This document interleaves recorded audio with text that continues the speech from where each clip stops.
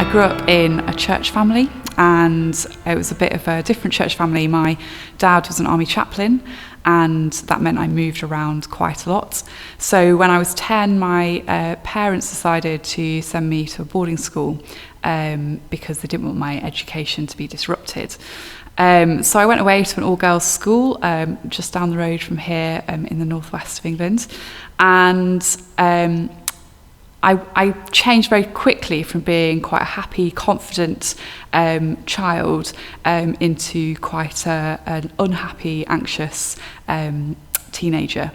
And looking back, at the time, I don't think I really knew why I was anxious, and I felt actually very happy. I had really good friends.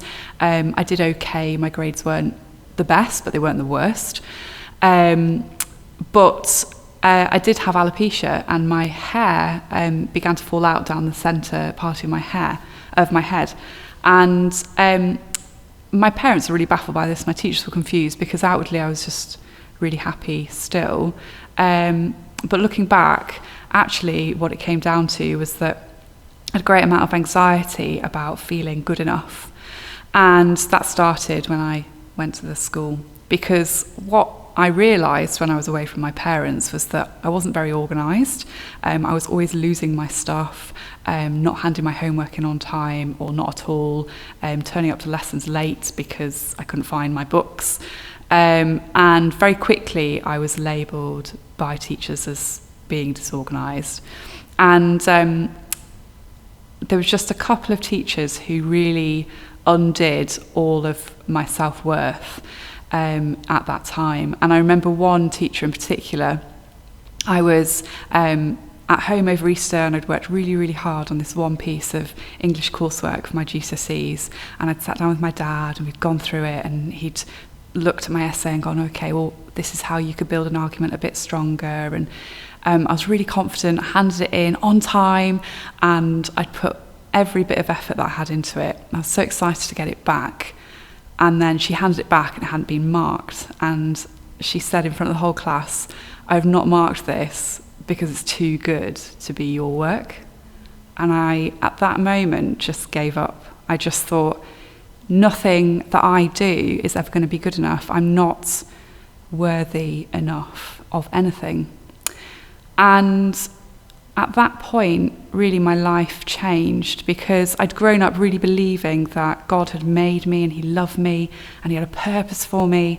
I wanted to be a missionary. I wanted to go overseas and be this strong woman who stood up to dictators. And all of that went away really overnight, until I was about 21 and we moved church. Because my mum at that point had got ordained and she was a priest. And I'd kind of given up on church a bit. I still believed in God, but I was living with my mum, and she said, if you're going to live here rent-free, then you're going to come to church. So I went to church with her, and I met really lovely people who loved me for being me, who didn't expect anything from me other than for me to be me. And I really started to find a new truth in that knowledge that I'd had when I was a child, that God had made me and he loved me and he had a purpose for me. And my life really began to change. I applied to go to university. I came up to Lancaster when I was 23 and found a great church in this city that really nourished my faith and helped me grow, and challenged me actually to think about what God's purpose was for my life. And it took me a long time, but now I'm training to be a priest in the Church of England, which is not surprising apparently to anybody who's known me growing up, but really was a total surprise to me, because I just didn't believe that I was worthy of doing that kind of job. But now I really know. I don't just know it in my head, but I know in my heart that God made me and he loves me and he has this purpose for my life. And all I have to do is kind of obediently reach into that, and he'll do the rest.